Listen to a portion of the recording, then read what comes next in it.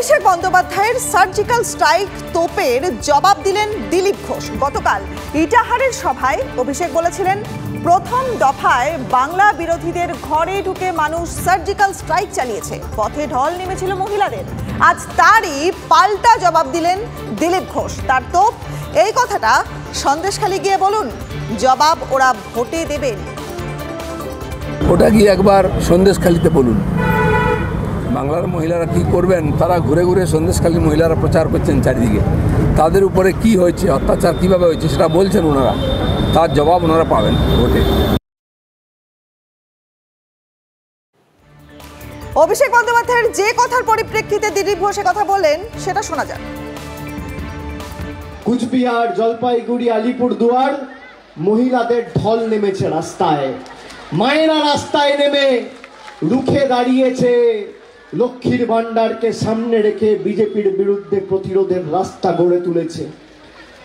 গতকাল 3টে লোকসভা নির্বাচনে ভোট হয়েছে, বিজেপি ভোকাটটা 3-0 হতে চলেছে তৃণমূলের পক্ষে। আমি আপনাদের বলছি,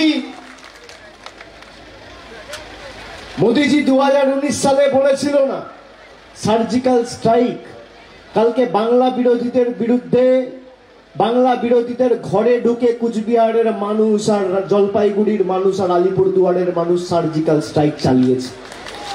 আগামী 26 তারিখ ইটাহার আর বালুরঘাট সার্জিক্যাল স্ট্রাইক করবে তো? করবেন তো? ভোটবঙ্গে শুভেন্দুর মুখে ফের হুঁশিয়ারি, আগামী সপ্তাহের শুরুতে বোম ফাটবে, তৃণমূল বেসামাল হয়ে যাবে। ভোটের মুখে সময় বেঁধে রতুয়ার সভায় শাসক দলকে হুঁশিয়ারি শুভেন্দুর। সপ্তাহ শুরু হতে চলেছে, আপনারা দেখবেন, আমি বলবো না বিস্তারিত, আগামী সপ্তাহের শুরুতে এমন একটা বোম পড়বে, তৃণমূল বেসামাল হয়ে যাবে। নিশ্চিন্ত থাকুন, তৃণমূল কুল কিরানা পাবে না, সেই ব্যবস্থার দিকে যাচ্ছে, অপেক্ষা করতে থাকুন। এই চোর তৃণমূলকে তাড়াতে হবে।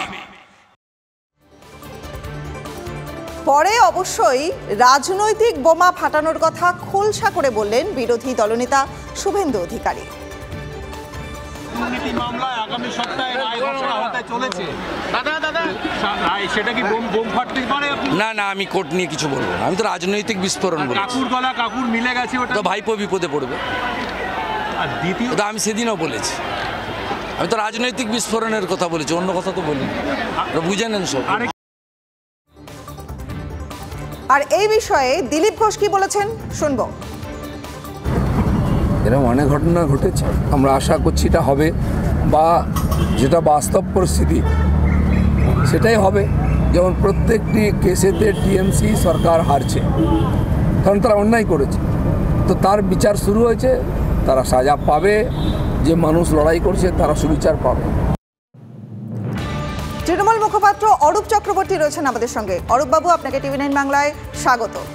আচ্ছা, শুভেন্দু অধিকারী যে হুঁশিয়ারিটা দিলেন, আগামী সপ্তাহের শুরুতে বোমা ফাটবে আর তৃণমূল বেসামাল হয়ে যাবে, আপনি কি বলছেন? দেখুন, কলকাতায় আজকে তাপমাত্রা প্রায় 40 ছুঁই, রিয়েল ফিল 43 ডিগ্রি। এমনিতেই ওর গন্ডগোল হচ্ছে বেশ কিছুদিন ধরে। মুখ্যমন্ত্রী হব এই খোয়াব দেখতে গিয়ে গত বছর আপনাদের মনে থাকবে ডিসেম্বর মাসে 3 বার সরকার ফেলার হুমকি দিয়েছিল, ডেট দিয়েছিল। 11ই ডিসেম্বর এই হবে, 16ই ডিসেম্বর এই হবে, 23শে ডিসেম্বর এই হবে, তারপর জানুয়ারি মাসে সরকার পড়ে যাবে। তো পোলাও যখন ও স্বপ্নে খাচ্ছে, বেশি ঢালতেই ক্ষতি। ও স্বপ্নে পোলাও খাচ্ছে, বাংলার মুখ্যমন্ত্রী হওয়ার খোয়াব দেখছে, আর বাংলার মানুষ ওর দলকে ক্রমশ অস্তিত্বহীন করে দিচ্ছে। এইসব ভুলভাল বুঝিন কথা বলে মার্কেটে বসে থাকবে, কারণ এইসব না বললে মিডিয়া ওর মুখ দেখাবে না, ও মার্কেটে অস্তিত্ব থাকবে না। তার মধ্যে পুরনো বিজেপিদের সাথে এই তৎকাল শুভেন্দু বিজেপিরা যে আচরণ করেছে, দিলীপ ঘোষের মতো পুরনো বিজেপির নেতাকে কার্যত এনআরসি করে ঘাট ধাক্কা দিয়ে মেদিনীপুর থেকে তাড়িয়ে দিয়ে বর্ধমান দুর্গাপুরে হারা জায়গায় পাঠিয়েছে, তাতে সামগ্রিকভাবে পুরনো বিজেপি মারাত্মক ক্ষুব্ধ এই তৎকাল বিজেপির উপরে। তাই নিজের অস্তিত্বের সংকট মেটানোর জন্য এই ধরনের উল্টোপাল্টা হাওয়া ভাসিয়ে দেওয়া কথাগুলো ওকে মার্কেটে টিকে থাকতে হবে। ওর যদি মুরত থাকে তাহলে রাজনৈতিকভাবে মোকাবিলা করে দেখা। এর আগেও বাংলার মানুষের সামনে ডায়লগ দিয়েছে, এই ডায়লগ বাজি রাজনীতি চিরদিন চলে না। ডায়লগবাজি রাজনীতি চলেনি বলেই এর আগে ডিসেম্বর ধামাকার অফার দিয়েছিল, বাংলার মানুষ মুখে চিনকালি ঘেঁটে দিয়েছিল। এবারও আবার নির্বাচন আসলেই অনেক ধামাকার কথা মাথায় আছে, বাংলার মানুষ আবার ওদের মুখে চিনকালি ঘেঁটে দেবে। বেশ, ধন্যবাদ অরূপ বাবু আপনাকে।